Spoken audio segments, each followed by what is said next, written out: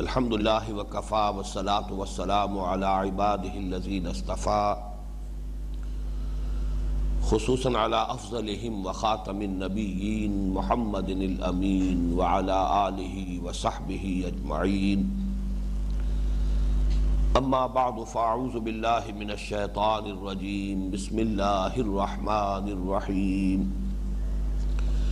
یا ایہا الذین آمنوا لا تقولوا راعنا وقولوا انظرنا واسمعوا وللکافرین عذاب علیم ما يود الذين كفروا من أهل الكتاب ولا المشركين أن ينزل عليكم من خير من ربكم والله يختص برحمته من يشاء والله ذو الفضل العظيم ما ننسخ من آية أو ننسها نأت بخير منها أو مثلها ألم تعلم أن الله على كل شيء قدير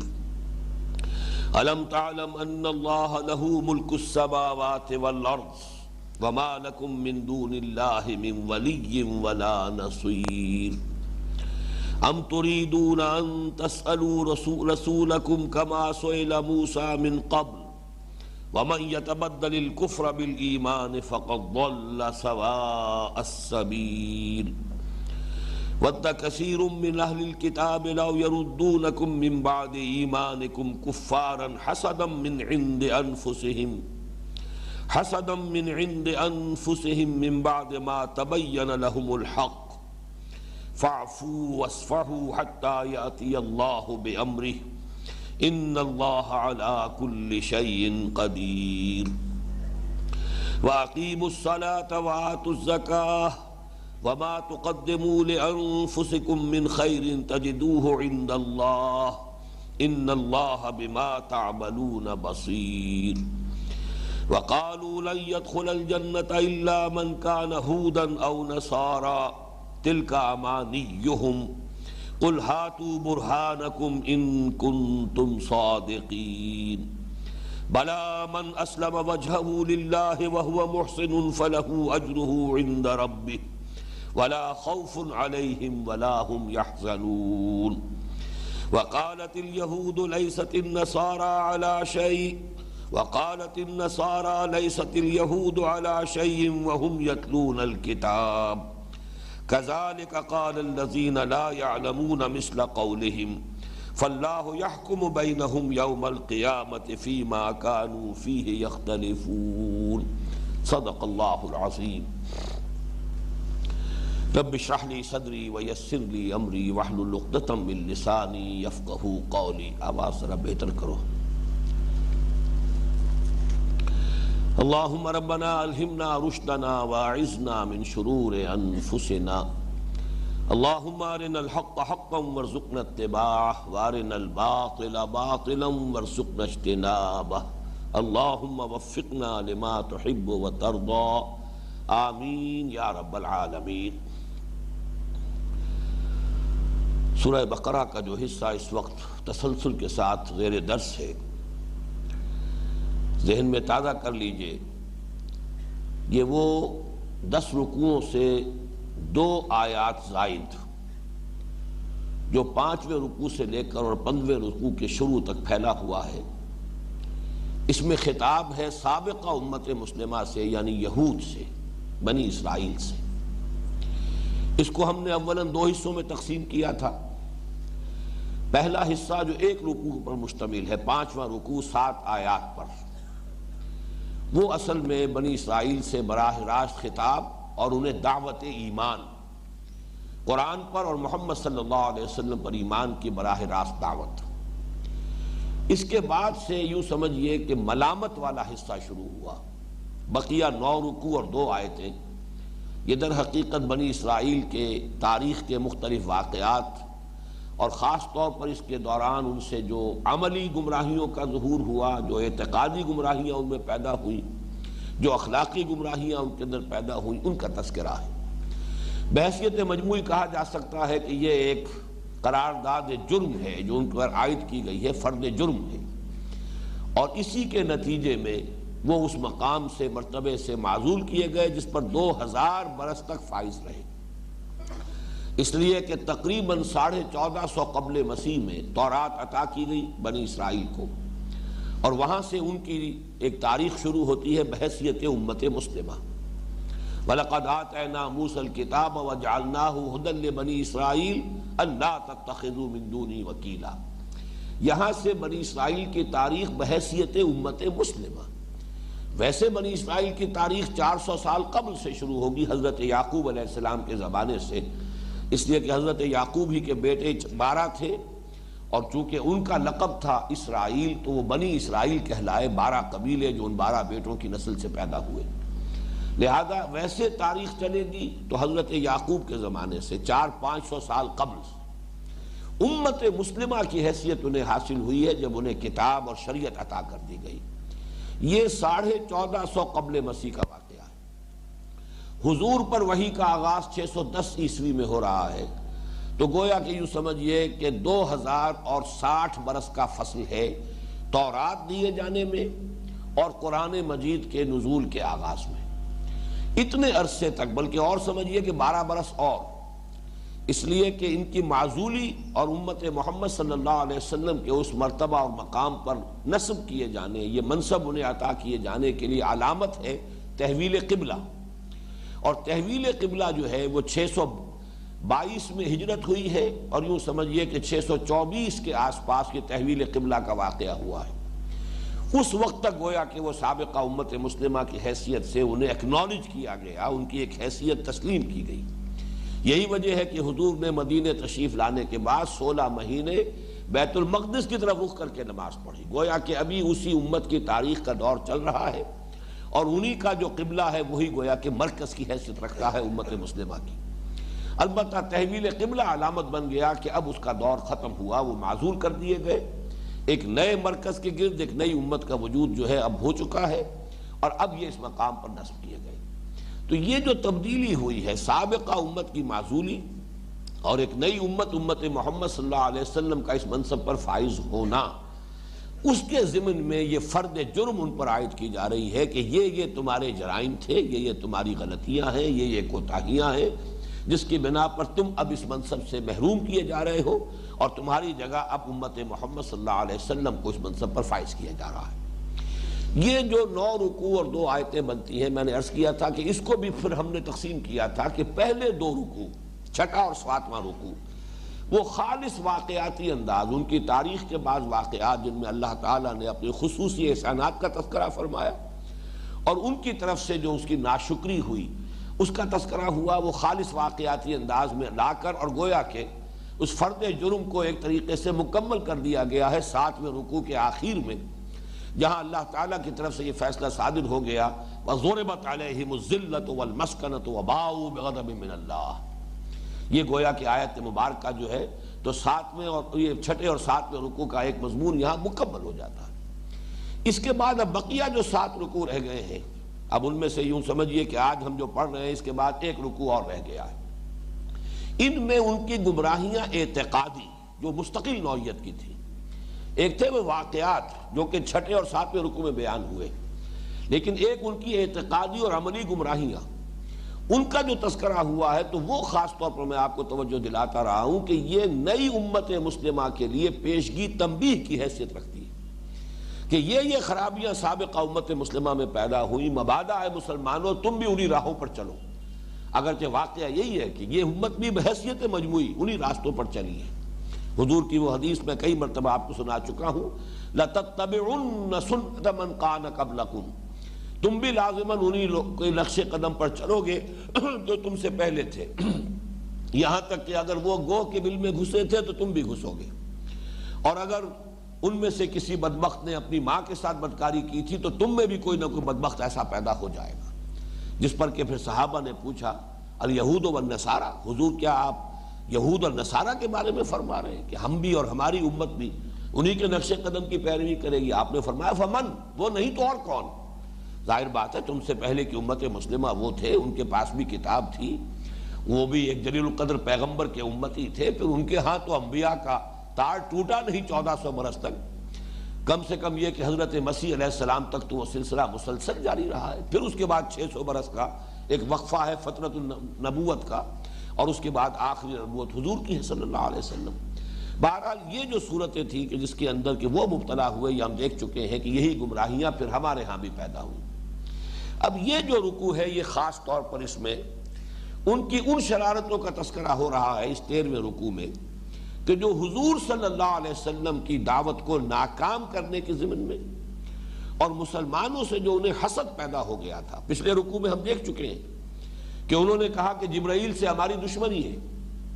اور یہ بھی بات کہ در حقیقت یہ جو نبوت اور رسالت محمد کو منتقل ہو گئی صلی اللہ علیہ وسلم، یہ اصل میں جبرائیل کی وہی پرانی دشمنی ہے جس کا ظہور ہوا ہے، ورنہ یہ کہ واقعتاً اس نبوت کے اور رسالت کے تو ہم ہی حقدار تھے، چاہے وہ مانتے نہیں تھے، زبان سے اقرار نہیں کرتے تھے، لیکن یہ کہ پہچان چکے تھے حضور کو، یعرفونہ کما یعرفون ابناہم، ایسے پہچانتے تھے جیسے اپنے بیٹوں کو پہچانتے۔ تو اس حوالے سے اب ان کے اندر جو حسد کی آگ بھڑکی، تو ایک تو وہ اپنے اس حسد اور بغض کا اظہار کرتے رہتے تھے حضور کے خلاف صلی اللہ علیہ وسلم، طرح طرح سے آپ کی توہین کرنا، اور جیسے خباثت نفس کسی کے اندر ہو لیکن ساتھ جرت نہ ہو تو کھل کر بات بھی نہ کر سکے، لیکن بڑے گھٹیا انداز میں، بڑے چھچورے انداز میں اپنے دل کا جو غیظ ہے، اپنے دل کے اندر جو جلن تھی اسے نکالنے کی کوشش کرنا ایک حضور کے خلاف، اور دوسرے یہ کہ مسلمانوں کو پھر واپس لانے کی فکر کرنا۔ اور حسد اصل میں اسی کو کہتے ہیں۔ حسد میں اور رشک میں فرق یہی ہے کہ حسد یہ ہے کہ کسی کے اندر کوئی خوبی ہے، آپ یہ چاہیں کہ یہ خوبی ان سے سلب ہو جائے اور مجھے مل جائے، یہ حسد ہے۔ اور اگر یہ ہو کہ وہ خوبی اللہ نے اس کو دی ہے، اسے مبارک ہو، اللہ تعالیٰ مجھے بھی وہ خوبی عطا کر دے، تو اس میں ہرگز کوئی بری بات نہیں ہے، یہ رشک ہے۔ رشک کرنے میں کوئی بری بات نہیں ہے کہ اگر کسی میں کوئی آپ نے خیر دیکھا، خوبی دیکھی، بھلائی دیکھی، تو آپ نے اللہ سے دعا کی اپنے لیے بھی، جیسے کہ سورہ آل عمران میں ہم دیکھیں گے کہ جب حضرت یحییٰ کے والد حضرت زکریہ علیہ السلام انہوں نے حضرت مریم کے وہ احوال دیکھے، اب ان کی وہ ذہانت تھی یا ان کی نیکی تھی یا یہ کہ ایک بالکل بے موسمی پھل جو ان کے ہاں آ رہے تھے ان کے حجرے کے اندر رکھے دیکھتے تھے، یہ کہاں سے آ رہے ہیں؟ اور جب پوچھا گیا کہ انا لک ھذا قالت ھو من عند اللہ، یہ اللہ کے پاس سے خاص آ رہے ہیں، اگرچہ اس میں ہم جہاں وہاں اس مقام پر پہنچیں گے تو بہرحال جو تفسیری اختلافات ہیں وہ بیان کروں گا میں، لیکن یہ کہ جو بھی ان کے اندر نیکی، تقوی، طہارت، پھر یہ کہ رشد، ذہانت، فہم، تفقہ، اس کی جو مشاہدہ ہوا حضرت زکریا کو، تو فوراً اللہ تعالیٰ کی طرف متوجہ ہوئے، اللہ مجھے بھی ایسی اولاد عطا فرما دے۔ تو یہ رشک ہوگا کہ حضرت مریم میں جو چیزیں دیکھی انہی کے حوالے سے دل میں ایک ہوک سی اٹھی کہ اللہ تعالیٰ مجھے کوئی ایسا بیٹا عطا فرما دے جس میں یہی تمام اوصاف موجود ہوں۔ تو رشک بری شے نہیں ہے، وہ تو بہرحال ایک محمود صفت ہے، اس سے تو انسان کے اندر خیر کے لیے، بھلائی کے لیے ایک رجحان پیدا ہوتا ہے۔ حسد یہ ہے کہ جو خیر یا خوبی کسی کو مل گئی ہے وہ اس سے سلب ہو جائے، وہ اس سے محروم ہو جائے اور ہمیں وہ مل جائے۔ اس حوالے سے جو اس کا پہلا حصہ ہے حسد کا، کہ وہ ہر طرح سے کوشش کرتے رہتے تھے کہ مسلمانوں کو ورغلائیں، اور ہم تو ڈوبے ہیں صنم تم کو بھی لے ڈوبیں گے، جیسے کہ ابلیس کا یہی طرز عمل ہے۔ وہ خود راندہ درگاہ ہوا اللہ تعالیٰ کے حکم کی نافرمانی کر کے، تو اس نے اپنا مشن ہی یہ بنا لیا کہ اب اولاد آدم کو بھی گمراہ کرنا ہے، یہی گویا کہ اس کا مقصد زیست، زندگی کا مقصد یہی ہے۔ اسی طریقے سے ان یہودیوں کے یہ تمام ہتھ کنڈے تھے، مسلمانوں کو کسی طور سے اس نعمت عظمیٰ سے، اس نعمت کبریٰ سے محروم کرنے کی کوشش۔ اس رکوع میں خاص طور پر اس قسم کی چیزوں کا تذکرہ ہو رہا ہے۔ یا ایھا الذین آمنوا لا تقولوا راعنا، اے ایمان والو یا اے ایمان کے دعوے دارو، تم راعنا مت کہا کرو، وقولوا انظرنا، تم کہا کرو انظرنا، واسمعوا، اور توجہ سے سنا کرو، وَلِلْكَافِرِينَ عَذَابٌ عَلِيمٌ، اور کافروں کے لیے تو دردناک عذاب ہے۔ یہاں سب سے پہلے نوٹ کر لیجئے کہ مصحف میں سب سے پہلی مرتبہ یہاں ہے لفظ یا ایھا الذین آمنوا۔ اب تک 103 آیتوں میں خطاب کا یہ صیغہ نہیں آیا۔ یہ یا ایھا الذین آمنوا یہ خطاب کا صیغہ ہے مسلمانوں کے لیے، امت مسلمہ۔ ان میں اہل ایمان بھی ہیں، صادق الایمان لوگ، پھر ان میں منافقین بھی تھے، پھر ان میں وہ لوگ بھی تھے جو بین بین تھے، نہ مثبت طور پر ایمان ان کے دلوں میں متحقق تھا اور نہ ہی وہ منافق تھے۔ بالکل وہ بات جو سورہ حجرات کی آیت نمبر 14 میں آئی ہے، قالت الاعراب آمنا قل لم تؤمنوا ولکن قولوا اسلمنا، یہ بدو کہہ رہے ہیں کہ ہم ایمان لے آئے، نبی ان سے کہہ دیجئے کہ تم ایمان ہرگز نہیں لائے ہو، تم یہ کہہ سکتے ہو کہ ہم اسلام لے آئے، ہم نے اطاعت قبول کر لی۔ تو ایسے مسلمان بھی تھے کہ جن کا اسلام جو ہے وہ قابل قبول تھا، اس میں کوئی دھوکہ نہیں تھا، فریب نہیں تھا، کوئی جھوٹ نہیں تھا، بلکہ یہ کہ بہرحال جب انہوں نے دیکھا کہ ہمارے قبیلے کے اہم لوگ ایمان لے آئے، وہ بھی ایمان لے آئے۔ دھوکہ دینے کی نیت نہیں تھی، لیکن یہ کہ وہ جو مثبت طور پر یقین دل میں پیدا ہو جانا ہے وہ بھی ابھی انہیں حاصل نہیں ہوا تھا۔ لم تؤمنوا ولکن قولوا اسلمنا ولما يدخل الايمان في قلوبكم، ابھی تک ایمان تمہارے دلوں میں داخل نہیں ہوا۔ یعنی امت میں یوں سمجھیے کہ تین قسم کے طبقات تھے۔ یا تو یہ زیرو لیول جو ہے دل کے اندر وہ زیرو لیول تھا کہ نہ ایمان نہ نفاق، یا پھر یہ کہ منفی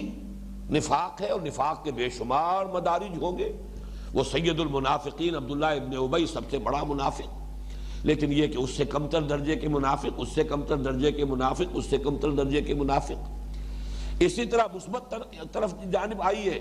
تو یہ مثبت جو ہے ایمان ہے،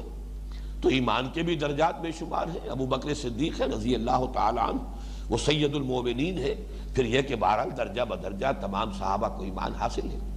تو یہ تمام لوگ جو ہے یا ایھا الذین آمنو، ان سے ان لفظ سے جب خطاب ہوتا ہے ان الفاظ سے تو وہ تمام لوگ مراد ہوتے ہیں۔ اور یہ دیکھنا ہوتا ہے قرآن مجید میں سیاق و سباق کے ذریعے آگے پیچھے کس سے گفتگو ہو رہی ہے،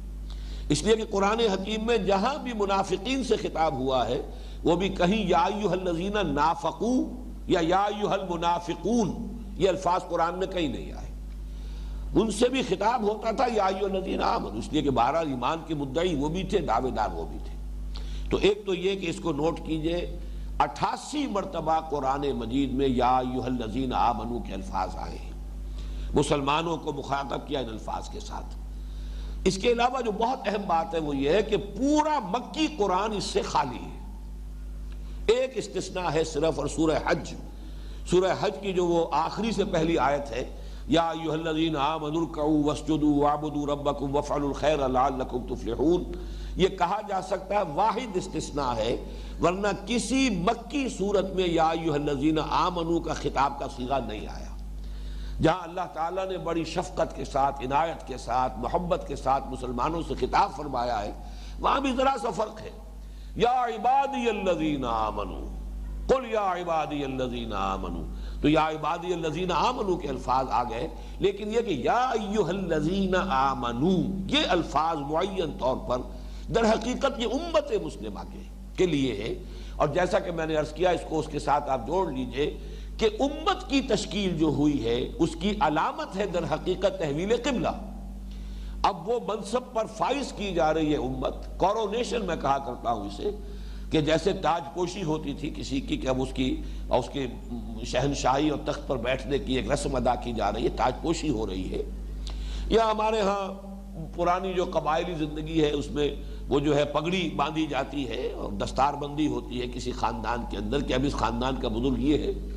تو یوں سمجھیے کہ امت مسلمہ کی جو کورونیشن ہوئی ہے اور ایک امت مسلمہ کی حیثیت سے اسے منصب پر فائز کیا گیا ہے، اس کی علامت ہے تحویل قبلہ۔ اور یہ ظاہر بات ہے کہ یہ تو پھر مدنی دور میں ہوا ہے۔ تو مدنی صورتوں میں 88 مرتبہ آپ کو یہ صیغہ ملے گا، اگرچہ جیسا کہ میں نے عرض کیا ایک ایکسیپشن ہے اور وہ سورہ حج کی آیت۔ آپ اسے یہ بھی کہہ سکتے ہیں ایکسیپشن پروو دی رول، کوئی استثناء اگر ہو تو در حقیقت اس سے قاعدہ کلیہ اور مزید ثابت ہو جاتا ہے۔ لیکن دوسری بات یہ بھی ہے کہ سورہ حج کے بارے میں اختلاف رائے ہے کہ آیا یہ مکی ہے یا مدنی ہے۔ بہت سے لوگوں کی رائے یہ ہے کہ وہ سورت مدنی ہے، اگرچہ ذاتی طور پر میری رائے وہ نہیں ہے۔ میری رائے میں سورت جو ہے سورہ حج اکثر و بیشتر حصہ اس کا جو ہے مکی ہے، البتہ کچھ آیات اثناء سفر میں، سفر ہجرت کے دوران نازل ہوئی ہیں۔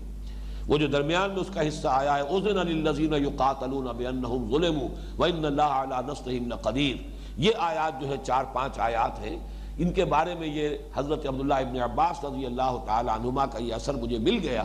کہ یہ آیات نازل ہوئی ہیں اثناء سفر ہجرت میں، یعنی انہیں نہ مکی کہہ سکتے ہیں نہ مدنی کہہ سکتے ہیں، وہ تو آپ کے اس سفر کے دوران نازل ہوئی۔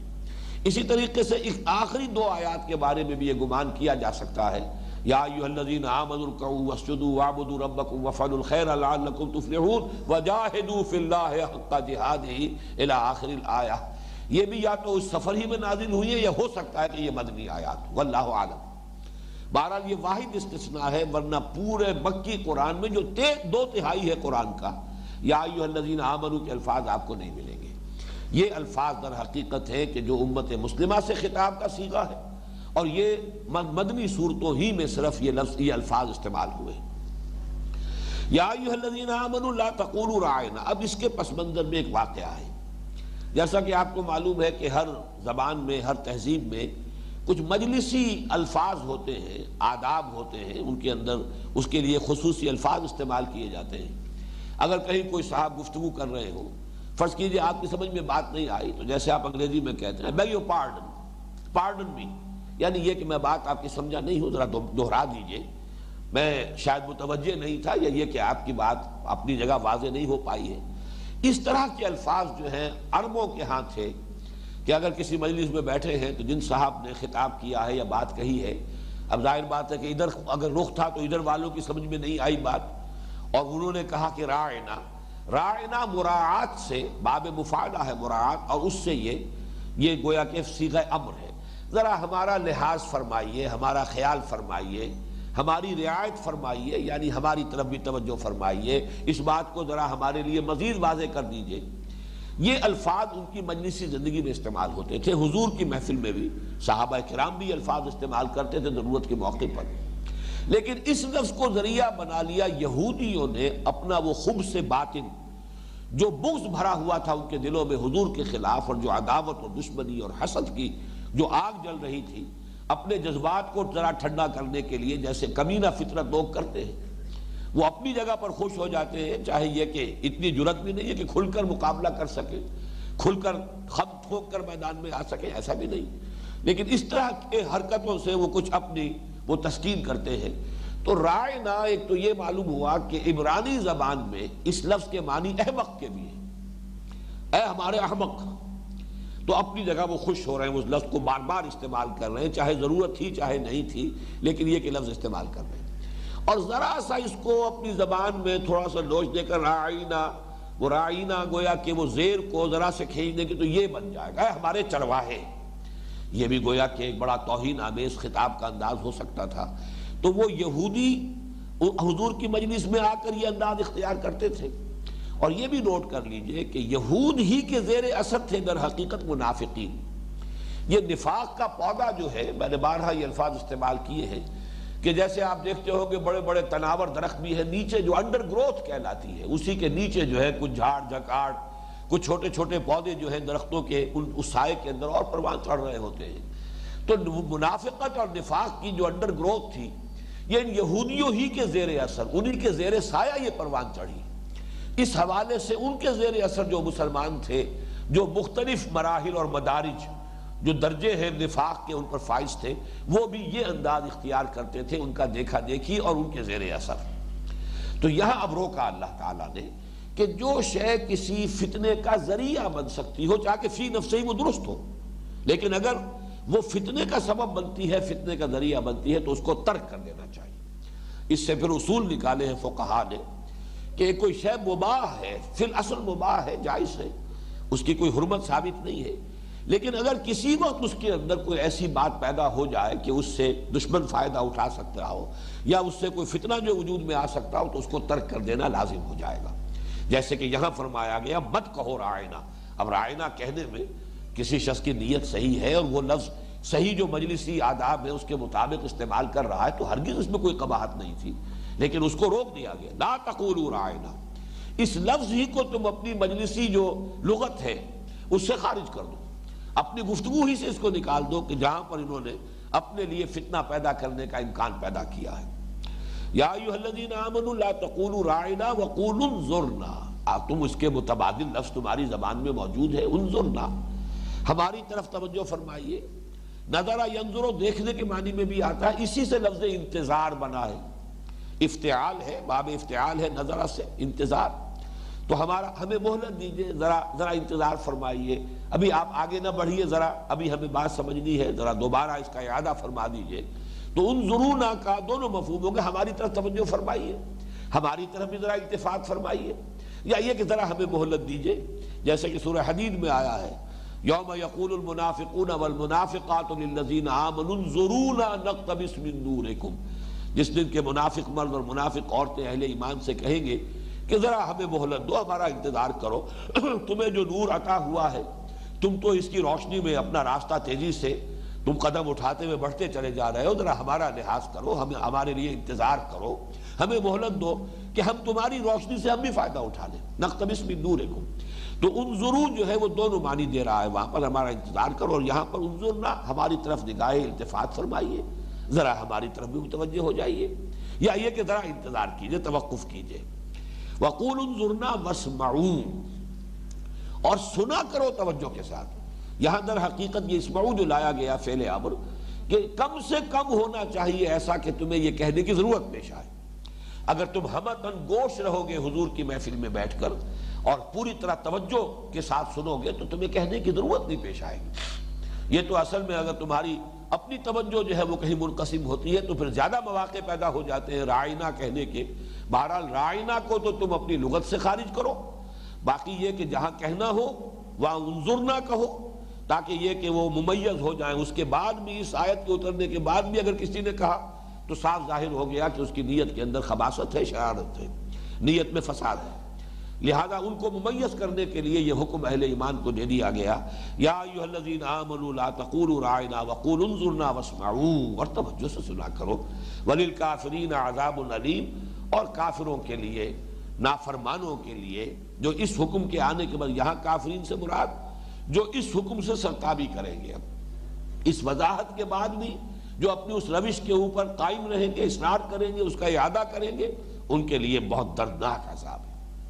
یہی پر مفسرین نے ایک مثال بھی دی ہے کہ جیسے کوئی چیز اصلاً مباح ہو، جائز ہو، صحیح ہو، لیکن فتنے کے خوف سے وہ نہ کیا جائے۔ حضور صلی اللہ علیہ وسلم کا مشہور واقعہ ہے کہ آپ نے حضرت عائشہ سے یہ فرمایا کہ یہ جو خانہ کعبہ کی تعمیر ہے یہ اصل بنائے ابراہیمی جو ہے اس اساس سے ذرا ہٹی ہوئی ہے، چنانچہ یہ حتیم کا حصہ جو ہے اس کا، یہ در حقیقت کعبے کا حصہ ہے، لیکن جب قریش نے اس کی تعمیر کی تھی اپنے خاص دور میں تو وہاں چونکہ ان کے پاس چھت کے ڈالنے کا جو سامان تھا، روفنگ میٹیریل، وہ چونکہ کم ہو گیا تھا، اور ان کا کہ ذرا سا حصہ باہر چھوڑ دیا جائے، کوئی حرج نہیں ہے، باقی کو انہوں نے چھت اس کے اوپر ڈال دی۔ حضور نے کہا کہ اگر مجھے تیری قوم کے فتنے میں مبتلا ہونے کا اندیشہ نہ ہوتا، حضرت عائشہ سے خطاب فرما رہے ہیں، اور تیری قوم سے مراد ہے مکے والے، اور ظاہر بات ہے کہ وہی لوگ کہ جو اس کے متولی رہے تھے اتنے عرصے۔ اب وہ لوگ پوری تاریخ سب جاننے والے نہیں بھی ہے، وہ تو جو چیز دیکھتے چلے آئے ہیں در حقیقت اسی کو تقدس حاصل ہو گیا ان کی نگاہ میں۔ اب اگر میں اسے منہدم کروں گا تو ہو سکتا ہے فتنہ کھڑا ہو جائے کہ محمد نے صلی اللہ علیہ وسلم اللہ کا گھر گرا دیا، تو میں صرف اس فتنے کے خوف کی وجہ سے اس سے رکا ہوا ہوں۔ اگر مجھے تیری قوم کے فتنے میں مبتلا ہونے کا اندیشہ نہ ہوتا تو میں اسے ایک مرتبہ شہید کر کے پورے عمارت کو صحیح بنیادوں کے اوپر دوبارہ تعمیر کر دیتا۔ تو معلوم ہوا کہ یہ اصول کی حیثیت سے یہ بات جو ہے یہاں سے بھی ہمیں معلوم ہو رہی ہے، جہاں سیرت کے اس واقعے سے اس کی تائید ہوئی، لیکن قرآن مجید میں اس اصول کے لیے یہ مقام ہے، گویا کہ منات ہے اس کا، اسی پر اس کا سارا دار و مدار ہے کہ یا ایھا الذین آمنوا لا تقولوا راعنا وقولوا انظرنا واسمعوا وللکافرین عذاب علیم۔ ما يود الذين كفروا من اهل الكتاب ولا المشركين ان ينزل عليكم من خير من ربكم والله يختص برحمته من يشاء والله ذو الفضل العظيم۔ اور نہیں چاہتے ہرگز یہ کافر لوگ، نہ وہ جو اہل کتاب میں سے تھے نہ وہ جو مشرکین میں سے تھے، یعنی یہ کفار کی اب دو کیٹیگریز معین ہو رہی ہیں۔ ایک کافر وہ تھے کہ جو پرانے امیین، جو عرب کے پرانے مشرکین تھے، ایک ان میں سے جو لوگ اڑے رہے کفر پر،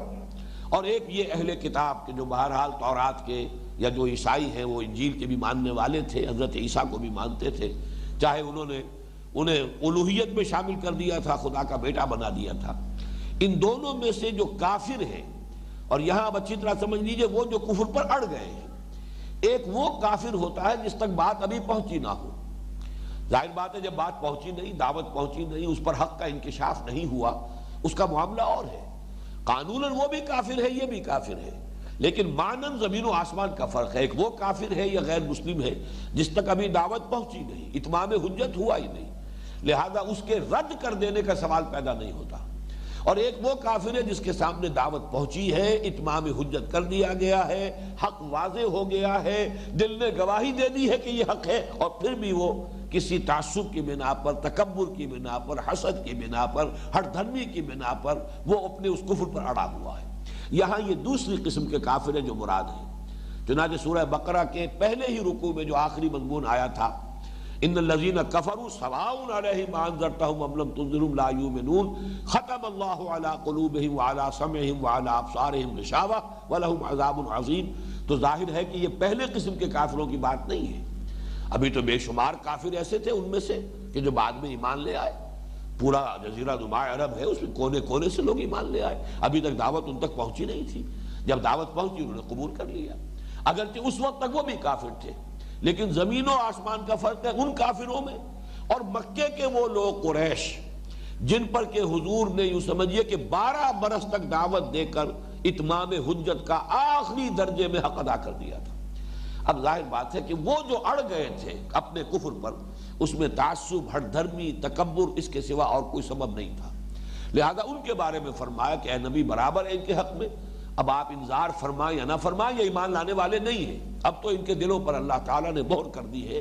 اور ان کی آنکھوں پر پردے ڈال دیے ہیں کہ کانوں پر بھی مہر کر دی گئی. تو انہی کے بارے میں یہاں فرمایا ما یود الذین کفروا من اہل الکتاب ولا المشرکین. اہل کتاب کے بارے میں یہاں ایک اشتباہ ہو سکتا ہے کہ ابھی تو ان سے براہ راست گفتگو شروع ہی ہوئی ہے، فوراً ہی اتنی جلدی کیسے ان کے بارے میں یہ فتویٰ دے دیا گیا؟ اس کی وجہ یہ ہے کہ انہیں پہچاننے میں سرے سے کوئی دیر لگی ہی نہیں. جہاں تک مکے کے لوگوں کا تعلق تھا ان کے لیے نبوت کا تصور ہی بڑی نئی بات تھی. حضرت اسماعیل علیہ السلام کے بعد سے لے کر یوں سمجھیے کہ 2500 برس بیت چکے تھے کہ کوئی نبوت، کوئی رسالت کا تذکرہ ہی نہیں تھا ان کے. لہذا ان کے لیے تو ان میں سے ہر شے بالکل جیسے کوئی نئی بات ماننے والی بات ہے. ان کے لیے تو ہر شے جو ہے، ہر تصور جو ہے وہ نیا تھا. اس لیے سورہ شورى میں جو فرمایا گیا کہ کبر علی المشرکین ما تدعوہم الیہ، اے نبی آپ ان مشرکین کو جس بات کی طرف بلا رہے ہیں ان پر بہت بھاری ہے، ان کے لیے آسان نہیں ہے ماننا، اس لیے کہ ان چیزوں سے واقف ہی نہیں. اہل کتاب کا معاملہ یہ نہیں تھا. اہل کتاب تو منتظر تھے، نبوت کا انتظار کر رہے تھے، آخری نبوت کا. چنانچہ جو سب سے پہلے جو 6 افراد ایمان لائے ہیں وہ سن 10 ہی کا موسم حج ہے جب حضور واپس آئے ہیں طائف سے، اور اس کے بعد جو ہے انتہائی مایوسی کی کیفیت تھی اس وقت تک، اور یہ کہ ایک مشرک کی امان لے کر مکے میں داخل ہوئے ہیں. لیکن اسی کے بعد پھر اللہ تعالیٰ نے اسی کے بعد جو فوراً موسم حج آیا ہے اس میں 6 افراد جو ایمان لائے، خزرج کے تھے 6 کے 6. انہوں نے کنکھیوں سے ایک دوسرے کو دیکھا تھا وہ عقبہ کی وادی کے اندر. اب تو وہ وادی جو ہے علیحدہ وادی کی حیثیت سے ختم ہو چکی ہے، اس لیے کہ درمیان میں جو پہاڑ حائل تھا وہ کاٹ کر پھینک دیا گیا ہے. وہ جگہ جہاں پر کہ وہ بیعت عقبہ ہوئی تھی وہاں ایک چھوٹی سی مسجد تو اب بھی ہے. بہرحال جب تک میں آخری مرتبہ گیا تھا اس وقت تک تو تھی سالم، لیکن جس طریقے سے اب وہاں پر جو ہے وہ یہ ہو رہا ہے کہ پہاڑ بھی گرائے جا رہے ہیں مینا کی وادی کو مزید وسیع کرنے کے لیے، میں نہیں کہہ سکتا کہ وہ قائم رہی یا نہیں رہی، لیکن یہ کہ پہلے وہ علیحدہ سی چھوٹی سی وادی تھی. بقیہ وادی جو ہے اس کے ساتھ مینا کی وادی کے اور اس کے درمیان ایک پہاڑی حائل تھی. میں نے خود وہ پہاڑی دیکھی ہے، اس لیے کہ میں نے جب یہ سن 70 میں سن 74 میں پہلی مرتبہ ہم نے تلاش کیا ہے اس جگہ کو، اس لیے کہ سیرت میں پڑھا تھا، اور ساتھ ہی جو حضرت سید احمد بریلوی رحمۃ اللہ علیہ کی سیرت ہے اس میں یہ تذکرہ تھا کہ ان کے ساتھ جو لوگ حج کرنے گئے تھے انہوں نے وہی اسی مقام پر جا کر بیعت کی تھی سید صاحب سے رحمہ اللہ. تو میں نے اس جگہ کو دیکھنا چاہا، تلاش کیا تو جگہ مل گئی، اور وہاں ترکی دور کی بنی ہوئی ایک مسجد بھی تھی، اس پر کتبہ بھی لگا ہوا ہے. بہرحال یہاں جو 6 آدمی تھے جن کے پاس حضور نے جا کر دعوت پیش کی ہے تو انہوں نے کنکھیوں سے ایک دوسرے کو دیکھا، آنکھوں میں یہ کہا یہی وہ نبی معلوم ہوتے ہیں جن کا تذکرہ کیا کرتے ہیں ہمارے ہاں یہودی علماء. تو ہم کوشش کرو اور سبقت کرو، پہلے تم ایمان لے آؤ، ایسا نہ ہو کہ یہودی پہلے ایمان لے آئیں. اس لیے کہ یہودی انہیں یہ کہا کرتے تھے جیسا کہ ہم پڑھ بھی چکے ہیں، کانوا یستفتحون، وہ تو فتح کی امیدیں کرتے تھے اور اللہ تعالیٰ سے دعائیں کیا کرتے تھے کہ اے اللہ ہم بڑے یہاں پر کمزور ہیں، یہ عرب لوگ جو ہے ہمیں دبا لیتے ہیں، ہم ان کا مقابلہ کرنے سے قاصد رہتے ہیں، تو اس آخری نبی کو بھیجتے ہم اس کے ساتھ ہو کر ان سے جہاد کریں. بس فرق یہ ہوا کہ وہ سمجھتے تھے کہ وہ آخری نبی بھی ہم میں سے آئے گا، وہ بھی بنی اسرائیل میں سے ہوگا. جب اللہ تعالیٰ نے 1400 برس تک نبوت ہمارے ہاں جاری رکھی تو اب وہ آخری نبی کیوں نہیں ہم میں سے آئے گا؟ یہ انہیں مغالطہ تھا، اور چونکہ اس میں ان کا جو پندار تھا وہ مجروح ہوا ہے، لہذا وہ تعصب کے اندر مبتلا ہوئے، ہر درمی میں مبتلا ہوئے، اور حضور صلی اللہ علیہ وسلم پر ایمان لانے کی بجائے انہوں نے آپ کی مخالفت پر کمر کس لی. تو اس حوالے سے جان لیجئے کہ ان پر اتمام حجت میں زیادہ وقت لگانے کی ضرورت نہیں تھی. وہ تو چونکہ سب جانتے تھے، منتظر تھے، فوراً پہچان لیا انہوں نے یہ وہی نبی ہے، لیکن اس کے بعد کفر پر اڑ گئے. تو فرمایا وَمَا يَوَدُّ الَّذِينَ كَفَرُوا مِنْ أَهْلِ الْكِتَابِ وَلَا الْمُشْرِكِينَ أَن يُنَزَّلَ عَلَيْكُم مِّن خَيْرٍ مِّن رَّبِّكُمْ. اے مسلمانوں، یہ کفار چاہے یہ مشرکین عرب میں سے اور چاہے اہل کتاب میں سے، یہ ہرگز پسند نہیں کرتے کہ تم پر تمہارے رب کی طرف سے کوئی خیر نازل ہو. یہاں خیر کے لفظ پر توجہ کیجئے، یہاں خیر سے مراد کیا ہے؟ اگرچہ خیر جو ہے دنیا کی خیر کے لیے بھی قرآن مجید میں یہ لفظ آیا ہے، اسی حب الخیر لشدید، تو دنیا کا مال و اسباب دولت جو ہے اس کے لیے بھی خیر کا لفظ آیا ہے قرآن مجید میں. لیکن یہاں خیر سے مراد وحی ہے، نبوت ہے، قرآن ہے. جیسے کہ سورہ یونس کی آیت میں فرمایا ہوا خیر مما یجمعون، یہ قرآن کہیں بہتر ہے، ان تمام چیزوں سے زیادہ قیمتی ہے جو یہ لوگ جمع کر رہے ہیں. ساز و سامان جمع کر رہے ہیں، مال و دولت جمع کر رہے ہیں، بڑے اعلیٰ کپڑے جمع کر رہے ہیں، بڑا عمدہ فرنیچر جمع کر رہے ہیں، فرش فروش کہاں سے لا کر گھروں کو سجا رہے ہیں. ہوا خیر مما یجمعون، ان تمام چیزوں سے کہیں زیادہ قیمتی اور وقی قرآن ہے. تو اسی لیے وہ لفظ آیا ہے کہ یہ ہرگز نہیں چاہتے کہ یہ قرآن تم پر نازل کیا جائے. ان کے اندر حسد کی آگ جو بھڑکی ہوئی ہے وہ اسی وجہ سے کہ یہ خیر انہیں کیوں عطا ہو گیا. واللہ یختص برحمتہ من یشاء. یہاں پھر نوٹ کیجئے رحمت کا لفظ. سب سے بڑی رحمت اللہ کی ہدایت ہے، اور اللہ کی ہدایت کا سب سے بڑا منبع اور سرچشمہ قرآن حکیم ہے. یہی نسبت ہے اور یہی ربط ہے. الرحمن علم القرآن، قرآن مجید کے لیے اللہ تعالیٰ کی صفت رحمانیت کو واضح کیا گیا.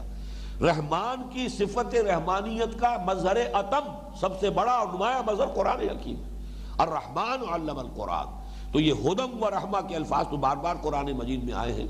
جیسے کہ سورہ یونس کی ان آیات میں بھی الفاظ شروع میں یہی ہے یا ایھا الناس قد جاءتکم موعظۃ من ربکم وشفاء لما فی الصدور وہدی ورحمۃ للمؤمنین قل بفضل اللہ وبرحمتہ فبذلک فلیفرحوا ھو خیر مما یجمعون. تو یہی رحمت ہے، یہی خیر ہے،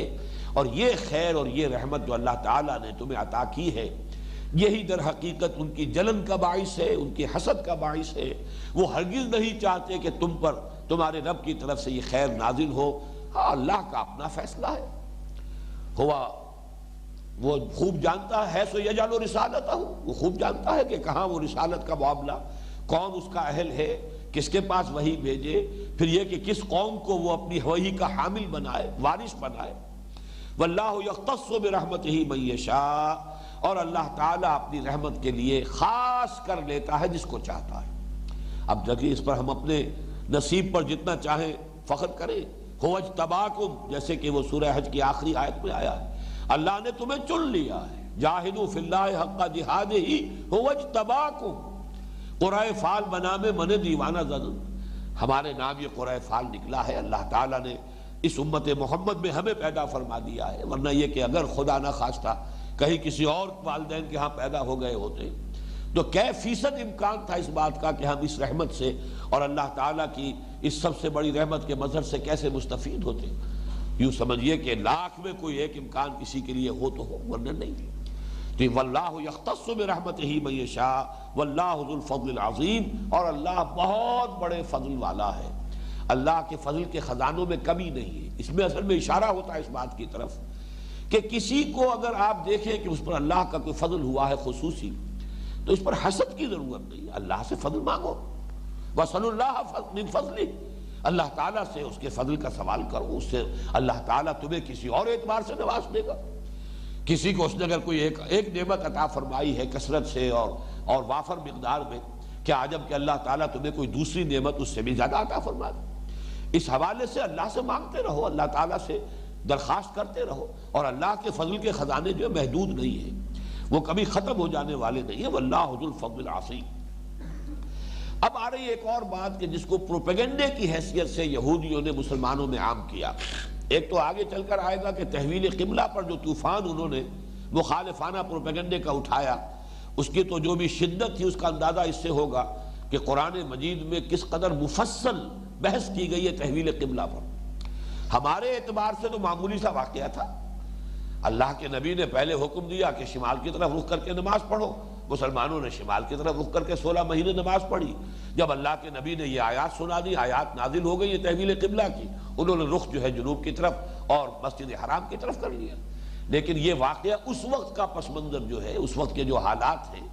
اس وقت جو لوگوں کے محسوسات تھے، ان کی جو بھی یوں سمجھئے کہ جن کو ہم کہتے ہیں کہ حساس بعض لوگ ہوتے ہیں بعض معاملات کے اندر، یہ بڑا حساس مسئلہ تھا،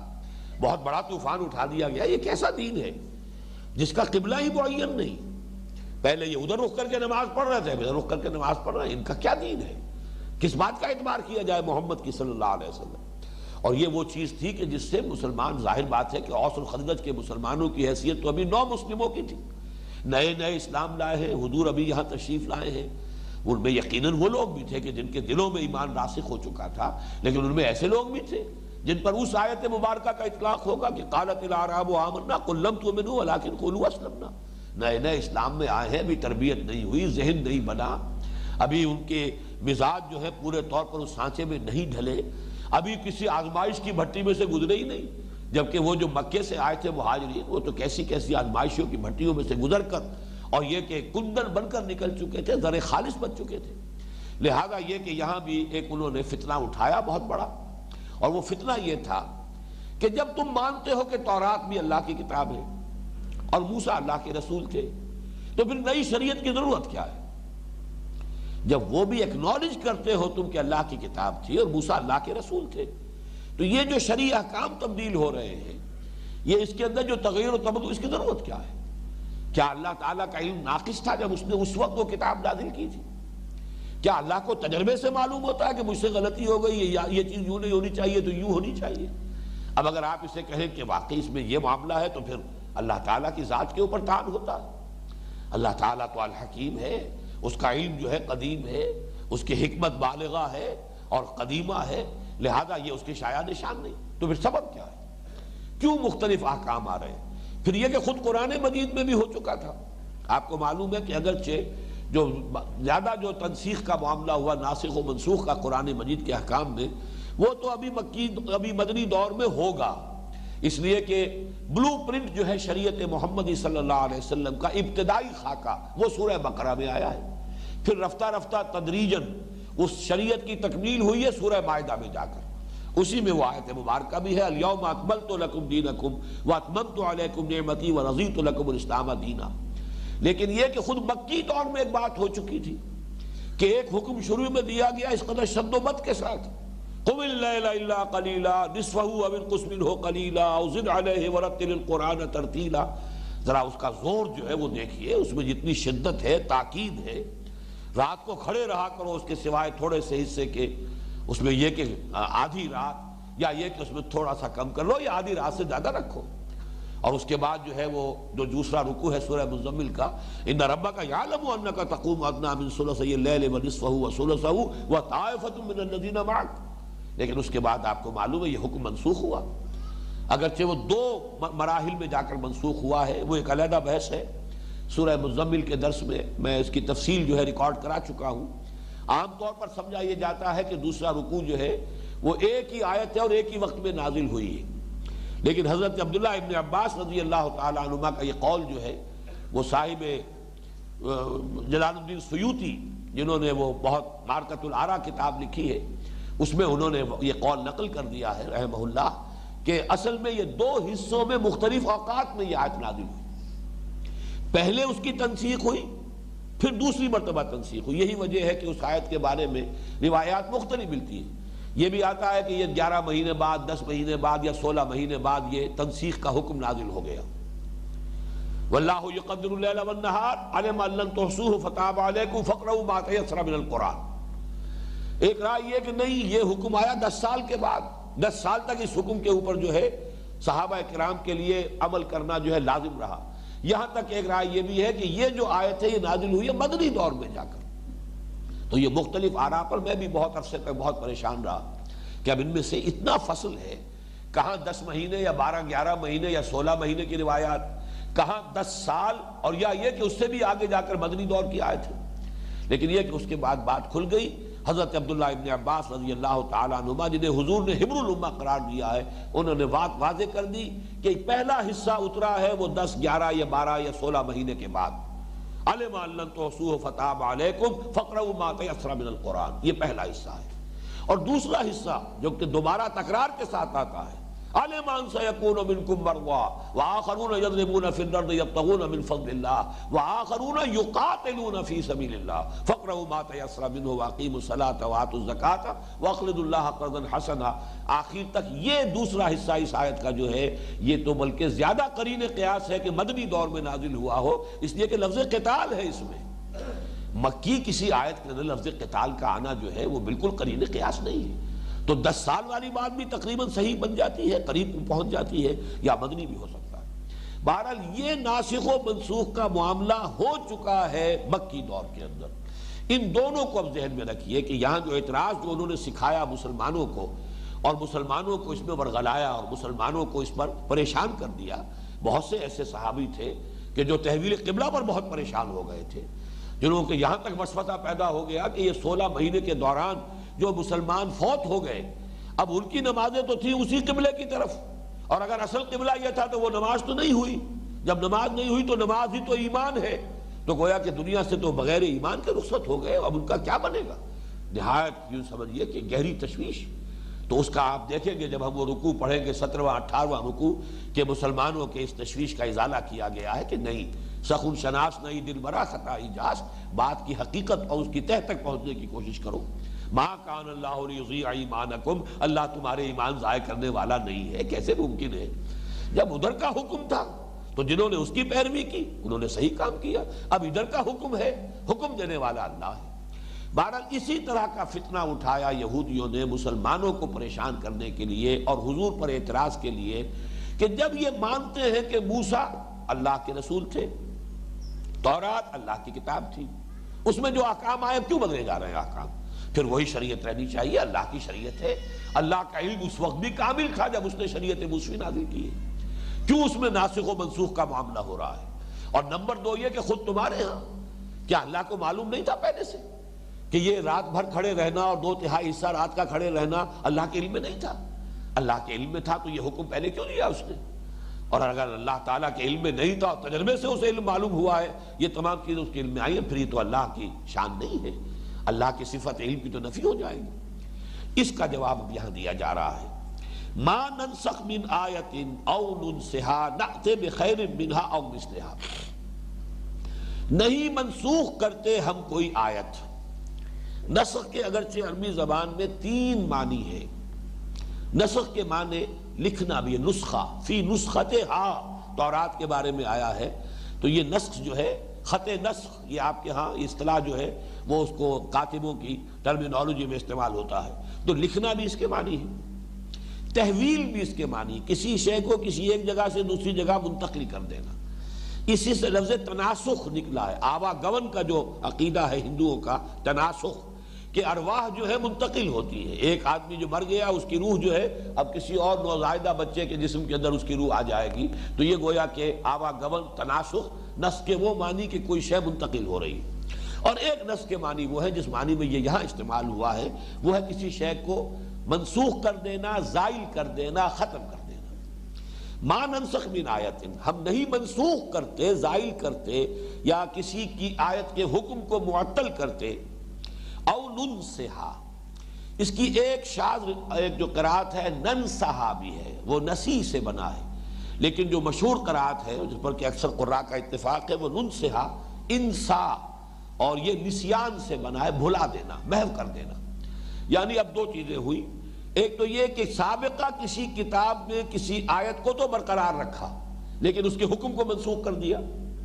یا سابقہ کسی کتاب کی کسی آیت کو چاہے وہ امتداد زمانہ کی وجہ سے گم ہو گئی، لیکن ظاہر بات ہے کہ اس کا گم ہونا بھی اذن رب کے بغیر ممکن نہیں تھا۔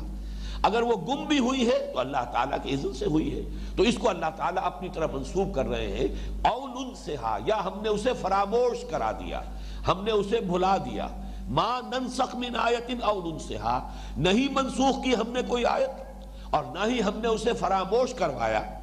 نأتی بخیر منہا، مگر ہم لے آتے ہیں اس سے بہتر، او مثلہا، یا ویسی ہی۔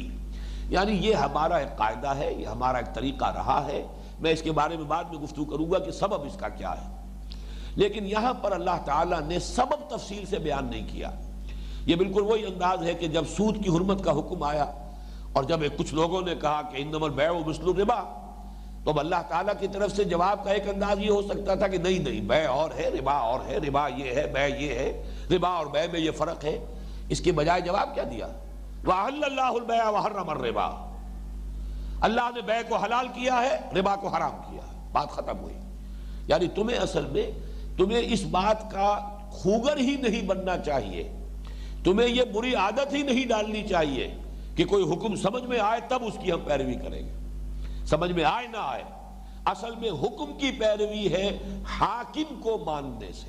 اگر تم نے اللہ کو حاکم مانا ہے تو جو حکم وہ دے گا تمہیں ماننا ہوگا، سمجھ میں آ جائے نور علی نور، نہ آئے تب بھی ماننا ہے۔ اگر تم مشروط کر دو گے اس بات سے کہ کوئی بات ہماری سمجھ میں آئے گی تو ہم مانیں گے، تو گویا کہ تم نے اپنی عقل کو حاکم مانا ہے، اس حاکم کو کی حاکمیت کو تسلیم نہیں کیا، پھر تو تمہاری عقل جو ہے وہ حاکم ہے۔ ویٹو اس کے پاس ہے کہ جو چیز میری عقل میں آ جائے گی مانوں گا، جو میری عقل میں نہیں آئے گی نہیں مانوں گا۔ تو در حقیقت یہ ایمان ہے عقل پر، یہ سارا کا سارا جو اتھارٹی ہے وہ آپ نے اپنی عقل کو دی ہے۔ جیسے میں عرض کیا کرتا ہوں کہ ایک شخص جو ہے اللہ کے احکام میں سے وہ تقسیم کرتا ہے، جو دل کو پسند آ گیا، من کو پسند آ گیا، نفس نے جس کی اجازت دے دی وہ کر لیا، اور جس کی نفس نے اجازت دے دی اسے رد کر دیا۔ تو یہاں جس کو آپ اطاعت کر رہے ہیں اللہ کی جس کام میں نفس کی اجازت سے، وہاں بھی اجازت در حقیقت نفس کی ہے، تو گویا کہ اطاعت اپنے نفس کی کر رہے ہیں، اللہ کی نہیں کر رہے۔ اگر اللہ کی اطاعت ہوتی تو ظاہر ہے جو نفس کو پسند آئے اس میں بھی اطاعت کرنی ہے، جو ناپسند اس میں بھی اطاعت کرنی ہے۔ اگر مطاع اللہ ہے تو نفس جو ہے وہ چاہے پسند کرے چاہے اس پر جبر کرنا پڑے، جیسے کہ وہ بیعت کے الفاظ ہیں، بایعنا رسول اللہ صلی اللہ علیہ وسلم فی العسر والیسر والمنشط والمکرہ، چاہے ہماری طبیعتیں آمادہ ہو اسے قبول کر رہی ہو، اور چاہے ہمیں اپنی طبیعتوں پر جبر کرنا پڑے، مانیں گے، ہر حال میں مانیں گے۔ تو یہاں بھی دیکھیے اللہ تعالیٰ نے بجائے اس کے کہ یہ فرماتے ہیں کہ اس کے اندر فرق کیا ہے، کیا اس کی حکمت ہے، اس کا سبب کیا ہے، کیوں ہم نے یہ ناسخ و منسوخ کا طریقہ رکھا ہے، سابقہ جو شریعتیں تھیں ان میں بھی ہم تغیر و تبدل کر رہے ہیں۔ روزے کے احکام آگے چل کر آئیں گے کہ ان کے روزے کے احکام کچھ اور تھے، ہمارے ہاں روزے کے احکام بدل گئے ہیں۔ ان کے ہاں نماز کی شکل کچھ اور تھی، ہمارے ہاں کی نماز کی شکل کچھ اور ہے۔ وہاں اوقات کچھ اور تھے، یہاں اوقات کچھ اور ہے۔ تو گویا کہ پوری شریعت کا ڈھانچہ بدل رہا ہے، اور خود قرآن مجید میں جو نزول احکام ہو رہا ہے اس میں بھی ناسخ و منسوخ ہے۔ اس کی حکمتوں کو یہاں بیان نہیں کیا، بلکہ فرمایا تو کیا فرمایا؟ الم تعلم ان اللہ علی کل شیء قدیر، کیا تم نہیں جانتے کہ اللہ ہر شے پر اقتدار رکھتا ہے، قدرت رکھتا ہے، قادر مطلق ہے، مقتدر اعلیٰ ہے۔ اصل میں تو اس کی مرضی ہے، اس کا حکم ہے، اس کا فرمان ہے، اور تمہارے لیے ہر حکم اس کا واجب الاذعان، واجب الاطاعت۔ اس کو پھر دہرایا، الم تعلم ان اللہ لہ ملک السماوات والارض، کیا تم نہیں جانتے، کیا اس حقیقت سے واقف نہیں ہو؟ اب اس میں وہ مسلمان بھی مخاطب ہیں کہ جو ان یہودیوں کے پروپیگنڈے سے کچھ متاثر ہو گئے، اور خود یہودی بھی گویا کہ مخاطب ہیں، اس لیے کہ وہ بھی اللہ کو ماننے کا وہ بھی دعویٰ کرتے تھے۔ گویا کہ ان کی دلیل یہاں پر اب انہی کے اوپر الٹ دی گئی ہے کہ تم اللہ کو مانتے ہو، اللہ کو مقتدر مطلق مانتے ہو یا نہیں، حاکم مطلق مانتے ہو یا نہیں؟ اگر مانتے ہو تو اللہ کی مرضی ہے، جس وقت اس نے جو چاہا حکم دیا، اس نے کب یہ کہا کہ میں اپنے کسی حکم کے اندر کوئی تغیر یا تبدل نہیں کروں گا۔ ما ننسخ من آیت او ننسها نأتی بخیر منها او مثلها الم تعلم ان اللہ علی کل شیء قدیر الم تعلم ان اللہ لہ ملک السماوات والارض وما لکم من دون اللہ من ولی ولا نصیر، اور تمہارے لیے اللہ کے مقابلے میں یا اللہ کے سوا، یہ دونوں مفہوم آتے ہیں، نہ تمہارے لیے کوئی ولی ہوگا حمایتی، نہ کوئی مددگار ہوگا۔ یہ دھمکی آمیز، تحریر آمیز الفاظ ہے کہ اس طرح کے فتنے جو تم اٹھا رہے ہو اور اس قسم کے اعتراضات جو کر رہے ہو، تو اللہ تعالیٰ کی طرف سے تمہارے لیے جو اس کی سزا ہے، پھر اس سے بچانے والا تمہیں کوئی نہیں ہوگا۔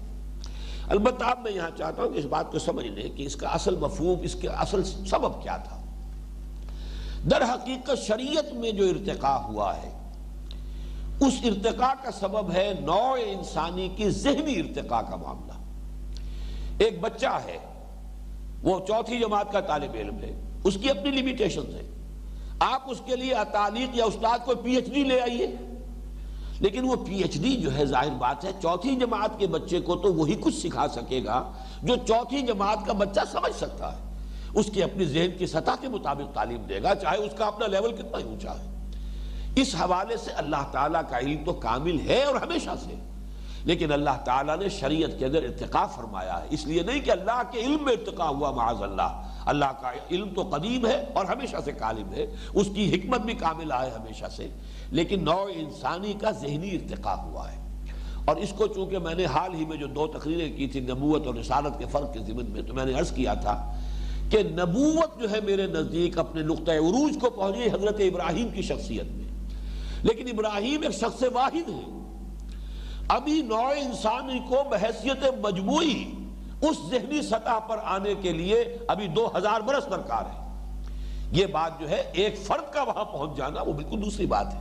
اور یہی ارتقاء ہے جو اب ہونا ہے کہ حضور نے نوع انسانی کو جو ایک بلند چھلانگ لگوائی اور وہ نظام قائم کر دیا جسے ہم خلافت علی منہاج النبوہ کا نظام کہتے ہیں، نظام عدل و قسط، وہ قائم کر کے دکھا دیا جزیرہ نماء عرب میں۔ اب اسی کی در حقیقت یونیورسلائزیشن ہے، گلوبلائزیشن ہے۔ ارتقاء کا یہ مرحلہ جو ہے وہ اسی کی تکمیل کی طرف جا رہا ہے، جب وہ نظام پوری دنیا میں قائم ہو جائے گا جس کی پیشن گوئی فرمائی ہے محمد رسول اللہ صلی اللہ علیہ وسلم نے، گویا کہ اس ارتقاء کی آخری منزل آ جائے گی اور اس کے بعد اس دنیا کا خاتمہ ہے۔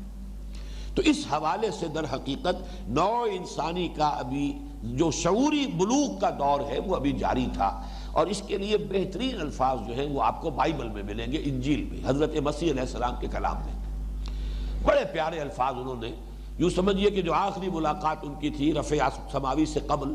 وہی لاسٹ سپر جو ہے، جو ان کے ہاں ابھی ایک رہوار کی حیثیت سے منایا جاتا ہے، وہ جو باغیچے میں جہاں روپوش تھے اپنے حوارین کے ساتھ شام کا کھانا کھایا ہے، اس وقت جو باتیں ہوئی ہیں اس میں یہ الفاظ بھی موجود ہیں، مجھے ابھی تم سے اور بھی بہت کچھ کہنا تھا، بہت باتیں کرنی تھی، لیکن ابھی تم ان کا تحمل نہیں کر سکو گے۔ وہ فارقلیت جو آئے گا وہ تمہیں سب کچھ بتائے گا۔ معلوم ہوا کہ ابھی تحمل نہیں کر سکو گے، نوع انسانی ابھی اپنی عمومی سطح جو ہے، ذہنی سطح، فکری سطح، شعور کی سطح، اس کے اعتبار سے اس درجے میں نہیں آئی تھی کہ آخری اور کامل شریعت انہیں دے دی جائے۔ یہی وجہ کہ انٹرم، جیسے انٹرم کانسٹیٹیوشنز ہوتے ہیں، انٹرم لاز ہوتے ہیں، یہ انٹرم انسٹرکشنز تھی کہ جو دی گئی ہے، لیکن یہ کہ اس کی شریعت کی تکمیل ہونی ہے محمد الرسول اللہ صلی اللہ علیہ وسلم پر، اور تکمیل ہو جائے گی تو نبوت ختم ہوگی، پھر اس کا سلسلہ بند ہو جائے گا۔ پھر یہ کہ حضور کے اپنے زمانے میں، ویسے تو میں مولانا امین حسن اسماعیل صاحب کی اس رائے سے متفق ہوں کہ یہاں پر جو اصل گفتگو ہو رہی ہے وہ تورات کے احکام کی تنسیخ کے بارے میں ہے، لیکن یہ ہے کہ چونکہ باقی تمام مفسرین نے اسی موقع پر ساری بحث کی ہے قرآن میں ناسخ و منسوخ کے ضمن میں بھی، اور قرآن میں ناسخ و منسوخ ہمارے ہاں جو بڑے ریشنلسٹ قسم کے لوگ رہے ہیں قدیم زمانے میں، معتزلہ جنہیں کہا جاتا ہے، ان کا بھی موقف یہ کہ قرآن میں کوئی آیت منسوخ نہیں، لیکن اہل سنت کا اس پر اجماع ہے کہ قرآن مجید میں ناسخ و منسوخ کا معاملہ ہے، اگرچہ کتنی آیتیں منسوخ ہوئی ہیں اس میں پھر مختلف محققین کے مابین اختلاف ہے۔ کسی زمانے میں 500 آیات تک کے بارے میں تھا، لیکن شاہ ولی اللہ دہلوی رحمۃ اللہ علیہ نے یوں سمجھئے کہ آج سے لگ بھگ 300 برس قبل جو ہے اس کے بارے میں جو فیصلہ کیا ہے وہ یہ ہے کہ 5 آیات کو انہوں نے منسوخ قرار دیا ہے،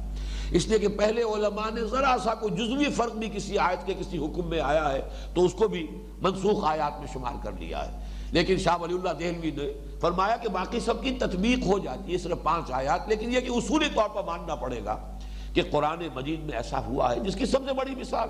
قم اللیل الا قلیلا نصفہ او انقص منہ قلیلا، ابھی یہ کوئی خاص شرعی ابھی احکام آئے بھی نہیں تھے، حلال اور حرام کا تو ضابطہ ابھی بیان ہونا شروع نہیں ہوا تھا، لیکن یہ کہ بہرحال اس کو منسوخ کیا گیا، اور اس کی منسوخی جو ہے 2 مراحل کے اندر آ گئی۔ علم ان لن تحصوہ فتاب علیکم واللہ یقدر اللیل والنہار، اللہ ہی ہے کہ جو دن اور رات کی ایک مقدار معین کرتا ہے، اندازے ٹھہراتا ہے،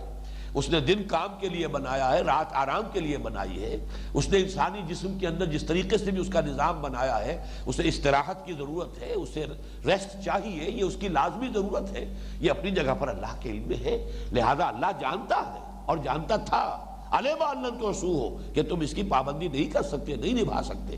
ایک ابتدائی دور میں ایک شدید مشقت تھی جو تم سے کرائی جانی تھی، جس کی مصلحت تھی وہ کرا لی گئی ہے، اب اس کے بعد یہ جو جس کے لیے جتنا ممکن ہو فَاقْرَؤُوا مَا تَيَسَّرَ مِنَ الْقُرْآنِ،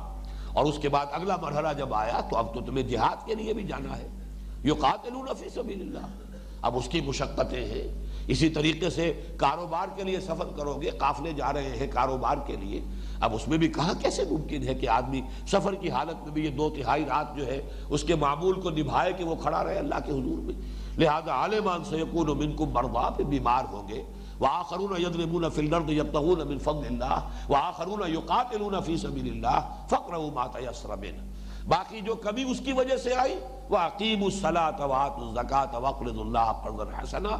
نماز قائم کرو، یہ 5 وقتہ نماز جو ہے مضبوطی کے ساتھ اس کو عماد الدین بنا لو، اسے اپنی زندگی کا محور بنا لو، تمہارے سارے معمولات جو ہیں دن بھر کے وہ اس کے گرد گھوم رہے ہو، یہ گویا کہ ایک کھوٹے کی حیثیت سے تمہاری زندگی کے اندر نماز پنجگانہ کی حیثیت ہو جائے، اور یہ کہ زکوٰۃ ادا کرو اور اللہ تعالیٰ کے لیے دین کے لیے خرچ کرو۔ وَمَا تُقَدِّمُوا لِأَنفُسِكُم مِّن خَيْرٍ تَجِدُوهُ عِندَ اللَّهِ هُوَ خَيْرًا وَأَعْظَمَ أَجْرًا، جو بھی اپنے لیے آگے بھیجو گے اللہ کے پاس موجود پاؤ گے۔ تو ان تمام کے لیے جواب جو دیا گیا ہے یہاں پر وہ یہ ہے کہ یا اللہ تعالیٰ کا اختیار مطلق ہے، أَلَمْ تَعْلَمْ أَنَّ اللَّهَ عَلَىٰ كُلِّ شَيْءٍ قَدِيرٌ أَلَمْ تَعْلَمْ أَنَّ اللَّهَ لَهُ مُلْكُ السَّمَاوَاتِ وَالْأَرْضِ وَمَا لَكُم مِّن دُونِ اللَّهِ مِن وَلِيٍّ وَلَا نَصِيرٍ۔ باقی یہ کہ شریعت کی جو بھی حضور پر تکمیل ہوئی ہے اس کے اندر بھی ایک تجدید تھی، لیکن یہ کہ معتزلہ کا یہ قول کہ کوئی بھی آیت قرآن مجید کی منسوخ نہیں ہے، یہ بہرحال باطل ہے۔ آپ مختلف آیات کے بارے میں تعویل کر کے تطبیق دکھا کر بتا سکیں کہ نہیں بعض ہمارے علماء نے اس کو بھی منسوخ کہہ دیا تھا، یہ منسوخ نہیں ہے، تو یہ تو ایک علمی بحث ہوگی، ایک تحقیق کا انداز ہے، لیکن اس کو قطعی سرے سے یہ کہ ماننا ہی نہ، یہ چیز اصل میں اہل سنت کے اجماع کے خلاف ہے، اور یہ خود قرآن مجید کی یہ آیت، ورنہ تو یہ کہ صاف ایک ہی جواب ہوتا کہ اللہ نے کبھی کوئی بات منسوخ کی ہی نہیں۔ اس حوالے سے جب قرآن مجید نے اس کو تسلیم کیا، ما ننسخ من آیت او ننسها نأتی بخیر منها او مثلها الم تعلم ان اللہ علی کل شیء قدیر الم تعلم ان اللہ له ملک السماوات والارض وما لکم من دون اللہ من ولی ولا نصیر۔ ام تريدون ان تسألوا رسولکم، کیا تم چاہتے ہو، تمہارا ارادہ ہے کہ تم سوال کرو اپنے رسول سے۔ یہاں خطاب کس سے ہے؟ کچھ لوگوں کا خیال ہے، بلکہ زیادہ لوگوں کا خیال ہے کہ یہاں یہود سے خطاب ہو رہا ہے، لیکن حضرت شیخ الہند رحمۃ اللہ علیہ کی رائے سے مجھے اتفاق ہے کہ یہاں خطاب مسلمانوں سے ہے، اگرچہ یہ سارا سلسلہ بحیثیت مجموعی جو خطاب ہے وہ بنی اسرائیل کی طرف ہے، روح سخن بنی اسرائیل کی طرف ہے، ساری ان کی شرارتیں ہیں جن کا تذکرہ ہو رہا ہے، لیکن یہاں بظاہر خطاب مسلمانوں سے کر کے ان کی شرارتوں اور سازشوں کا پردہ چاک کیا جا رہا ہے۔ میرے نزدیک اس سورہ مبارکہ میں جو مسلمانوں سے خطاب شروع ہوا ہے وہ تو 19ویں رکوع میں یا ایھا الذین آمنوا استعینوا بالصبر والصلاۃ، تحویل قبلہ کے حکم کے بعد اب جب کہ مسلمانوں کی حیثیت امت مسلمہ کی ہو گئی اور ان کی تاج پوشی بھی ہو گئی، کورونیشن ہو گئی، وہ اس منصب پر فائز کر دیے گئے، اب ان سے خطاب ہوا یا ایھا الذین آمنوا، لیکن درمیان میں یہاں پر یہ صرف یوں سمجھیے کہ روح سخن جو ہے وہ اصل میں یہاں بھی یہود کی طرف ہے، ان کی شرارتوں کے پردے چاک کیے جا رہے ہیں، اگرچہ یہاں گویا کہ ان سے خطاب انہیں اس لائق نہیں سمجھا گیا، یا یوں سمجھیے کہ جب کسی سے ناراضگی جو ہے ایک حد تک ہوتی ہے تب تو اس سے براہ راست گفتگو کر کے اسے انسان ڈانٹتا ہے، ڈپٹتا ہے، اپنی ناراضگی کا اظہار کرتا ہے، اس ناراضگی ہی کا پھر ایک اگلا مرحلہ وہ ہوتا ہے کہ اس سے بات کرنے کے بھی تیار ہے، تو اگر اس سے کوئی بات کہنی ہوتی ہے تو وہ بھی کسی اور کی طرف رخ کر کے کسی اور سے خطاب کر کے اس سے بات کہی جاتی ہے، اسے براہ راست مخاطب نہیں کیا جاتا۔ اس انداز میں یہاں پر گفتگو اصل میں تو ہو رہی ہے انہی سے، لیکن یہ کہ آیات میں خطاب جو ہے یا ایھا الذین آمنوا لا تقولوا رعینا وقولوا انظرنا، اسی طریقے سے یہاں بھی اگرچہ یہاں وہ دوبارہ الفاظ نہیں آئے یا ایھا الذین آمنوا کے، لیکن میرے نزدیک مخاطب یہاں مسلمان ہے، اور یہ بھی ہو سکتا ہے کہ چونکہ یہودیوں کے زیر اثر جو مسلمان تھے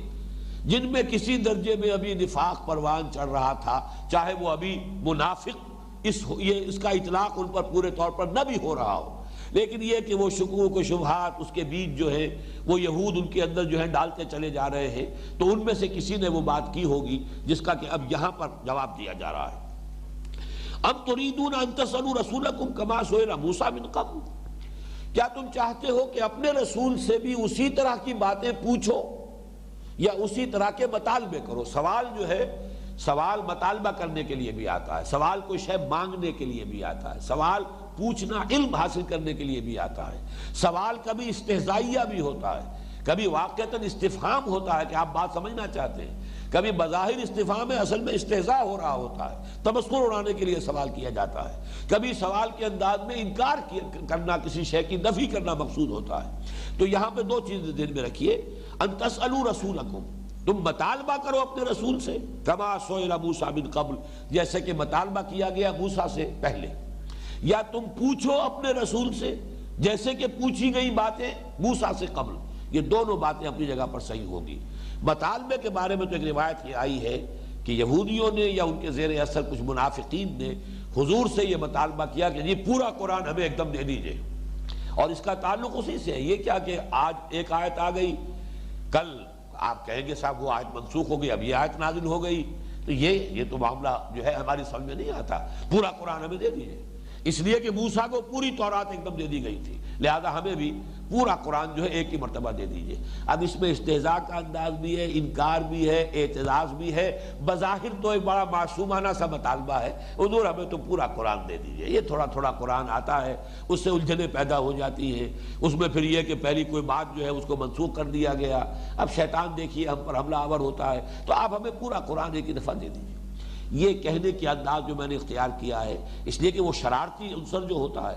وہ لبادہ توڑتا ہے ایسا ہی اسی انداز میں، لیکن یہ کہ اب اسی میں گویا کہ تان بھی ہے، طنز بھی ہے، استہزاء بھی ہے، پھر ایک مطالبہ بھی ہے۔ اس قسم کا مطالبہ یہودیوں نے حضرت موسیٰ سے کیا کیا تھا؟ ارنا اللہ جہرتاً، ہمیں دکھاؤ اللہ کو بالکل عیاناً ہم دیکھیں۔ کیسے مان لیں کہ یہ جو تم تختیاں لے کر آ گئے ہو یہ اللہ نے تمہیں دی ہے؟ کیسے مان لیں ہم؟ ارنا اللہ جہرتاً، ہمیں دکھاؤ، ہم خود دیکھیں گے اللہ کو، تو ہم اللہ سے ہم ہماری بات کراؤ۔ تو اس طرح کے مطالبے انہوں نے بھی کیے تھے۔ ام تريدون ان تسألوا رسولكم كما سئل موسى من قبل، اور یہ بھی ہو سکتا ہے کہ جیسے شرعی حکم کوئی آیا، اب اس کے بارے میں مین میخ، جیسے کہ ہم پڑھ چکے ہیں کہ وہ گائے کو ذبح کرنے کا حکم دیا گیا تھا، بتائیے وہ گائے کیسی ہو، وہ کیسی ہو، بوڑھی ہو، بچیا ہو، یا یہ کہ وہ کس رنگ کی ہو، وہ کہیں اور اس کی جو بھی ہے اس کی صفات بیان کیجئے، مختلف انداز میں جو انہوں نے سوالات کیے۔ اسی طریقے سے چونکہ مسلمانوں میں بھی ایک واقعہ ایسا ہو گیا کہ حج کی فرضیت کا جب حکم آیا، حضور نے جب مسلمانوں کو سنایا، کسی صاحب نے پوچھا حضور کیا ہر سال فرض ہے؟ حضور نے خاموشی اختیار فرمائی، سکوت اختیار فرمایا، اس کی طرف التفات نہیں کیا، اپنا رخ موڑ لیا، وہ ادھر بھی آگے کھڑا ہو گیا۔ حضور ذرا فرمائیے نا کہ کیا یہ ہر سال فرض ہے؟ تو حضور نے بڑی ناراضگی کے ساتھ جواب دیا کہ تم جو بات تم سے کہی گئی ہے اگر وہ مجمل ہے، اس کے مجمل رہنے میں عافیت ہے، اس کے مجمل رہنے میں خیر ہے، اسی میں برکت ہے۔ تم اگر یہ کہ تمہارے اس سوال کے جواب میں ہاں کہہ دیتا تو قیامت تک کے لیے ہر مسلمان پر ہر سال حج کرنا فرض ہو جاتا۔ اللہ تعالیٰ نے اس کو چھوڑا، جس کے لیے ممکن ہے وہ ہر سال کرے، جس کے لیے نہیں ہے بس سال میں ایک مرتبہ بھی اگر عمر میں کر لیا ہے تو حج جو ہے ادا ہو گیا۔ تو جس چیز کو اللہ نے مجمل رکھا ہے وہ کسی بھول چوک کی وجہ سے نہیں رکھا، اس کا اجمال جو ہے وہ بھی بربنائے حکمت ہے۔ تو کیا تم چاہتے ہو کہ تم بھی اپنے رسول سے ویسے سوال کرو؟ اور ایک جگہ پر آیا ہے اگر تم ایسے سوال کرو گے حین ینزل القرآن، کہ جب کہ ابھی قرآن نازل ہو رہا ہے تو پھر اس کا جواب دے دیا جائے گا، اور پھر تمہیں وہ برا لگے گا، تم پر شاق گزرے گا، تم پر بھاری ہو جائے گا۔ لیکن یہ کہ اگر یہ سوالات کا تمہارا یہ رنگ جاری رہا تو اللہ تعالیٰ کی طرف سے پھر تمہارے اوپر تم اپنی ہی ان شرارتوں کی وجہ سے اپنے اوپر بوجھ میں اضافہ کرا لو گے۔ تو یہاں پر یہ دونوں مفہوم مراد ہو سکتے ہیں۔ ام تريدون ان تسألوا رسولكم كما سئل موسى من قبل ومن يتبدل الكفر بالایمان فقد ضل سواء السبیل، اور جو کوئی بھی ایمان دے کر کفر لے لے گا، بدل لے گا ایمان سے کفر کو، ایمان دے کر کفر لے لے گا، فقد ضل سواء السبیل۔ اور یہاں ظاہر بات ہے، اس سے اور متعین ہو گیا جو شیخ الہند کی رائے ہے کہ یہاں خطاب مسلمانوں ہی سے ہے کہ اے مسلمانوں، اگر تم یہود کی سکھلائی میں آ کر اور ان کی جو تمہیں جو پٹیاں وہ پڑھاتے ہیں، اگر ان کے زیر اثر آ کر تم نے اس قسم کی روش اختیار کی تو گویا کہ تم اس پٹڑی پر چڑھ گئے ہو کہ ایمان جو بھی تمہیں نصیب ہوا ہے اللہ تعالیٰ کے فضل و کرم سے وہ ہاتھ سے جاتا رہے گا اور تم کفر کے دائرے میں پہنچ جاؤ گے۔ وَدَّ كَثِيرٌ مِّنْ أَهْلِ الْكِتَابِ لَوْ يَرُدُّونَكُم مِّن بَعْدِ إِيمَانِكُم كُفَّارًا۔ اب وہ بات آ گئی دوسرے انداز میں۔ پہلے فرمایا تھا لا يَوَدُّ الَّذِينَ كَفَرُوا مِنْ أَهْلِ الْكِتَابِ وَلَا الْمُشْرِكِينَ أَن يُنَزَّلَ عَلَيْكُم مِّن خَيْرٍ مِّن رَّبِّكُم۔ یہاں فرمایا کہ اب وہ اس پر تلے ہوئے ہیں۔ وَدَّ كَثِيرٌ مِّنْ أَهْلِ الْكِتَابِ، ان اہل کتاب میں سے تو بڑی کثیر تعداد میں لوگ اس پر ادھار کھائے بیٹھے ہیں، تلے ہوئے ہیں۔ لو یردونکم، کسی طریقے سے تمہیں لوٹا کر لے جائیں، واپس لے جائیں، من بعد ایمانکم، تمہارے ایمان کے بعد، کفارا، اور تمہیں کفار بنا دے، پھر تمہیں مرتد کر دے، ایمان سے محروم کر دے۔ اور اس کے سبب کیا ہے؟ حسد من عند انفسہم، یہ کسی خیر خواہی کی وجہ سے نہیں ہے،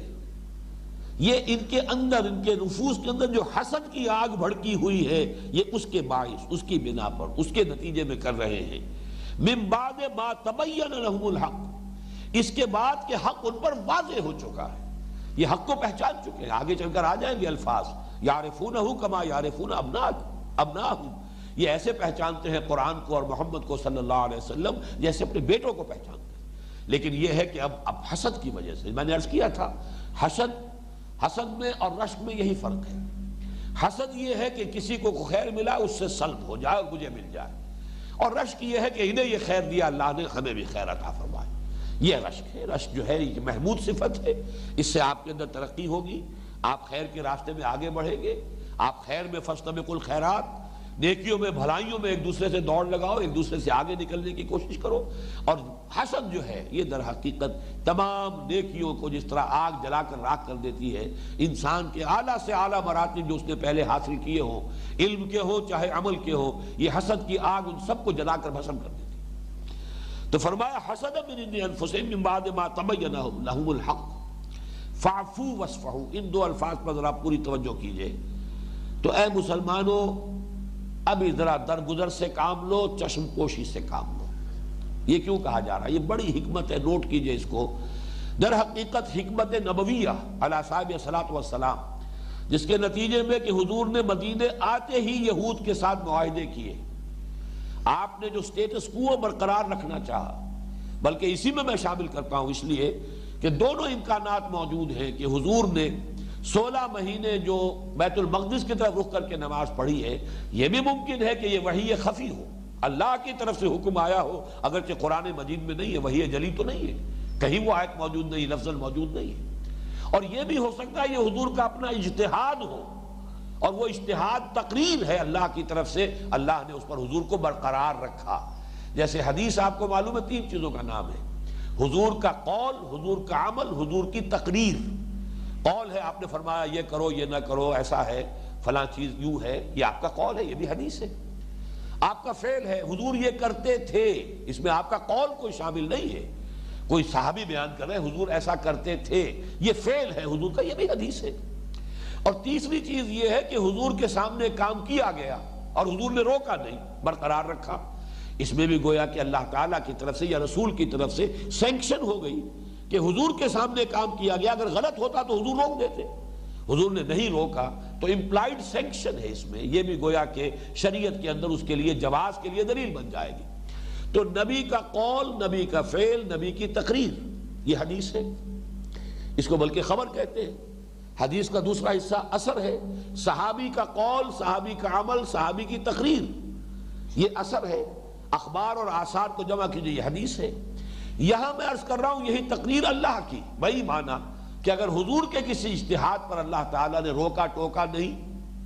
جو حضور نے اجتہاد فرمایا اللہ نے اس کی چلنے دیا، برقرار رکھا، تو گویا کہ اب وہ اللہ تعالیٰ کی طرف سے سینکشن شمار ہوگی، اللہ کی تقریر شمار ہوگی۔ تو ہو سکتا ہے کہ یہ بیت المقدس کی طرف رخ کر کے نماز پڑھنے کا معاملہ 16 مہینے وحی خفی ہو، حکم ہو اللہ کا، اور ہو سکتا ہے کہ یہ تقریر ہو اللہ کی طرف سے حضور کے اجتہاد کی۔ تو بہرحال اس اعتبار سے نوٹ کیجئے کہ وہ چیز بھی کس مقصد کے لیے تھی کہ ابھی چونکہ اصل محاذ ہمیں کھولنا ہے مکے والوں کے خلاف، لبریشن آف مکہ، وہ جو اللہ تعالیٰ کا گھر جو بنا تھا اللہ توحید خالص کے لیے، اس پر کفار کا مشرکین کا قبضہ ہے، مشرکین نے اس کو جو ہے شرک کا مرکز بنا دیا ہے۔ لہذا حکمت کا تقاضا یہ ہے کہ ابھی دوسرا محاذ فوری طور پر نہ کھولا جائے۔ اسی حکمت کے لیے الفاظ ہے فاعفو واصفحوا، اے مسلمانوں ان یہود کی شرارتوں کو پہچان تو لو، لیکن ان کے خلاف ابھی اقدام کوئی نہ کرو، ابھی ان کے خلاف کوئی تمہاری طرف سے پیش قدمی نہیں ہونی چاہیے، ابھی ان کے خلاف کوئی اعلان جنگ، کوئی تعلیمی کارروائی نہیں ہونی چاہیے، بلکہ حکمت کا تقاضا ہے فاعفو واصفحوا، ابھی ذرا عفو سے اور صفح سے کام لو۔ صفح کہتے ہیں چشم پوشی کرنا یا رخ پھیر لینا، صفحہ کہتے ہیں یہ فرق ہے، یہ بھی صفحہ ہے یہ بھی صفحہ ہے، رخ کو کہتے ہیں صفحہ۔ تو صفحہ یہ ہے کہ آپ نے کوئی دیکھا کوئی شخص غلط کام کر رہا ہے، لیکن آپ نے ذرا نگاہ دوسری طرف کر لی، اسے یہ اندازہ ہی نہیں ہونے دیا کہ میں نے دیکھ لیا ہے کہ تم نے یہ کام کیا۔ یہ ہے فاصفح الصفح الجمیل۔ سورہ ہجر کے آخر میں یہ الفاظ آئے ہیں، اے نبی ذرا چشم پوشی کیجئے، ذرا نظر انداز کیجئے، ابھی ان کی باتوں کو جو ہے نظر انداز کر دیجئے، دیکھا اندیکھا کر دیجئے، جیسے ہم کہتے ہیں سنا انسنا کر دیا، دیکھا اندیکھا کر دیا۔ اور عفو کہتے ہیں کسی چیز کو چلتے رہنے دینا، روکنا نہیں، فوری طور پر روک ٹوک نہ کرنا۔ اسی لیے جب آتا ہے عیف اللحا، داڑھی بڑھاؤ، یعنی اس کو چلنے دو، خام خواہ جو ہے اس کے اوپر قلقلے نہ لگا لو، اگرچہ یہ کہ اگر اس کا توازن ٹھیک نہیں ہے تو اس کو ادھر ادھر سے درست کر لینا وہ ٹھیک ہے، لیکن ایک خاص حد معین کر لینا کہ اس سے آگے جانے نہ پائے، یہ در حقیقت حدیث کے جو اصل منشا اس کے خلاف ہے۔ عیف اللحا، داڑھیوں کو معاف کرو، چلنے دو، انہیں بڑھنے دو۔ تو یہاں پہ فرمایا فاعفو واصفحوا، مسلمانوں ان کی شرارتوں کو پہچان تو لو۔ مجھے وہ الفاظ یاد آ رہے ہیں حضرت مسیح علیہ السلام کے، بڑے پیارے الفاظ ہیں، سانپ کے مانند ہوشیار لیکن فاختہ کے مانند بے ضرر بنو۔ سانپ کتنا چوکنا ہوتا ہے، ہوشیار ہو، ایسا نہ ہو کہ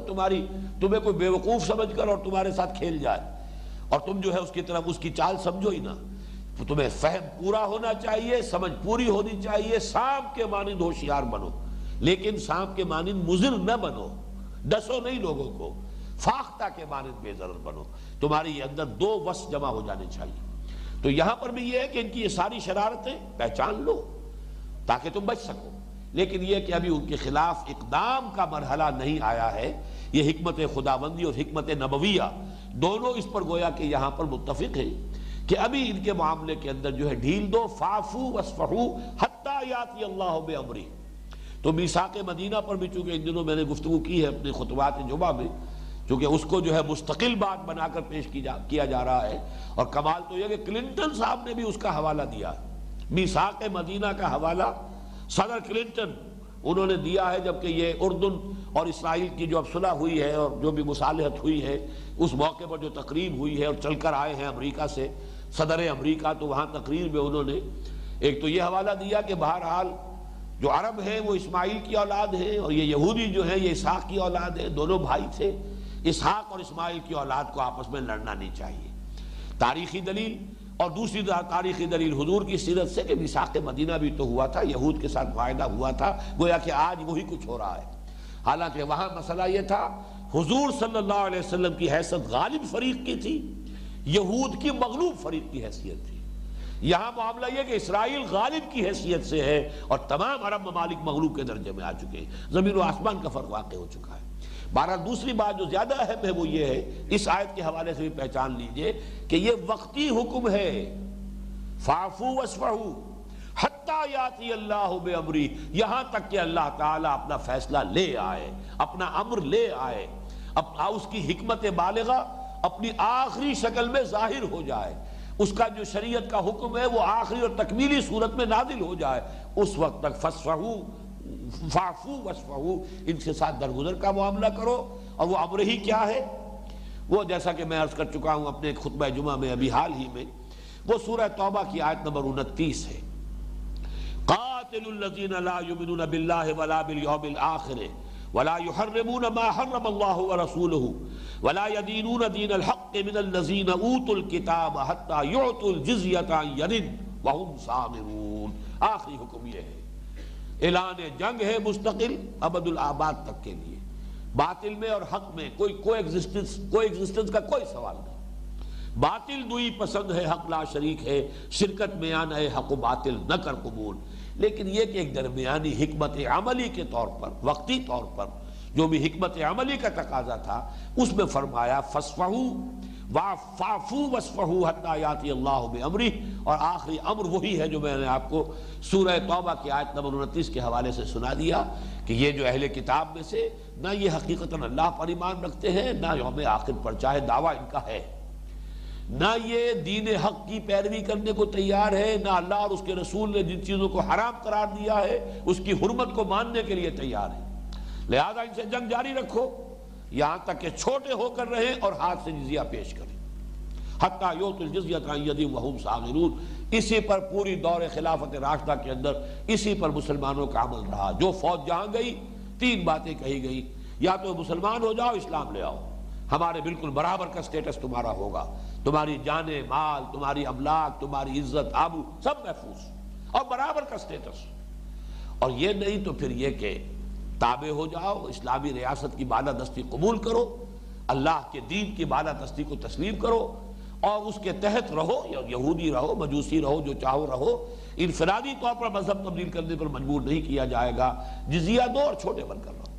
اور یہ بھی منظور نہیں تو آؤ میدان میں، تلوار ہمارے اور تمہارے درمیان فیصلہ کرے گی۔ وہ ہے امر آخری، حتیٰ یاتی اللہ بامرہ ان اللہ علی کل شیء قدیر، یقیناً اللہ تعالی ہر چیز پر قادر ہے۔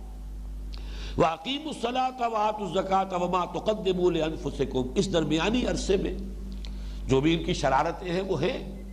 لیکن یہ کہ تمہیں ان کے خلاف اقدام سے روک دیا گیا ہے، لیکن تمہیں ہم ہتھیار دے رہے ہیں ان سے بچنے کے لیے، اپنے تحفظ کے لیے، اپنے موقع پر پختگی کے ساتھ قائم رہنے کے لیے۔ اس کے لیے تمہارا پروگرام وَأَقِیمُوا الصَّلَاةَ، نماز قائم کرو، آتوا الزَّکَاةَ، زکوٰۃ ادا کرو، وَمَا تُقَدِّمُوا لِأَنفُسِکُم مِّن خَیْرٍ، اور جو بھی کچھ تم اپنے لیے آگے بھیجو گے۔ اب یہاں پر میرے نزدیک مراد ہے انفاق فی سبیل اللہ۔ زکوٰۃ کا معاملہ وہ تو ظاہر بات ہے، انما الصدقات للفقراء والمساکین، وہ تو جو بھی معاشرے کے اندر جو غرباء ہیں، محتاج ہیں، مساکین ہیں، بیوائیں ہیں، یتیم ہیں، اصل میں زکوٰۃ جو ہے اس کے مصارف بنیادی طور پر ان لوگوں کے لیے، ایک ہے دین کے لیے، انفاق فی سبیل اللہ، جہاد بالمال، جاہدوا فی سبیل اللہ باموالکم وانفسکم، یہ ہے میرے نزدیک وما تقدموا لانفسکم من خیر، یعنی یہ کہ اللہ تعالیٰ کے اس امر کے آخری جو حکم آنے والا ہے اس کے آنے کے لیے ضروری ہے کہ تمہاری جد و جہد آگے بڑھے۔ یہ قتال کا مرحلہ اب شروع ہونے والا ہے تاکہ کفار کو شکست دی جائے، جزیرہ نماء عرب کے اوپر دین کو غالب کیا جائے، اور اس کے لیے ظاہر بات ہے کہ تمہیں مال خرچ کرنا ہوگا۔ وَمَا تُقَدِّمُوا لِأَنفُسِكُم مِّن خَيْرٍ تَجِدُوهُ عِندَ اللَّهِ، تم اسے پاؤ گے اب اللہ کے پاس موجود، وہ کہیں گم ہونے والی شے، ضائع ہونے والی شے نہیں ہے، بلکہ وہ تو گویا کہ دائم ہو گئی۔ جیسے کہ حضور نے فرمایا تھا حضرت عائشہ سے رضی اللہ تعالیٰ عنہ کہ بکری کا سارا گوشت جو دے دیا گیا وہ بچ گیا، اور جو شانہ تم نے میرے لیے رکھ لیا تھا اسے ہم کنزیوم کریں گے، کھا لیں گے، یہ گویا کہ خرچ ہو گیا۔ بقیہ کلھا الا کتفھا، وہ پوری بکری بچ گئی ہے، وہ بچت ہے کہ جو اللہ کی راہ میں دے دی گئی ہے، جس کا گوشت تقسیم کر دیا گیا، جو ہم کھائیں گے وہ کنزیوم ہو جائے گا۔ یہ گویا کہ ویلیوز کے اندر زمین و آسمان کا فرق واقع ہوا۔ یہی الفاظ آئے تھے، میں نے ابھی آپ کو سنایا تھا سورہ مزمل کی آخری آیت میں بھی، وَأَقِیمُوا الصَّلَاةَ وَآتُوا الزَّکَاةَ وَأَقْرِضُوا اللَّهَ قَرْضًا حَسَنًا وَمَا تُقَدِّمُوا لِأَنفُسِكُم مِّن خَيْرٍ تَجِدُوهُ عِندَ اللَّهِ هُوَ خَيْرًا وَأَعْظَمَ أَجْرًا۔ یہاں وہ الفاظ نہیں دہرائے گئے، وہ جو اللہ کی راہ میں تم خرچ کرو گے، دو گے، اسے اللہ کے ہاں موجود پاؤ گے، اس حال میں کہ بہت بہتر کیفیت میں ہوگا، اللہ نے بڑھایا ہوا ہوگا، اسے سنوارا ہوگا، اسے ترقی دی ہوگی، اس کے اندر اضافہ کیا ہوگا، ہوا خیرا واعظم اجرا، اور مزید یہ کہ اس سے بہت بڑا اجر و ثواب بھی تمہیں مل جائے گا۔ ان اللہ بما تعملون بصیر، یقیناً اللہ تعالیٰ جو کچھ تم کر رہے ہو اسے دیکھ رہا ہے۔ بارک اللہ لی ولکم فی القرآن العظیم ونفعنی وإیاکم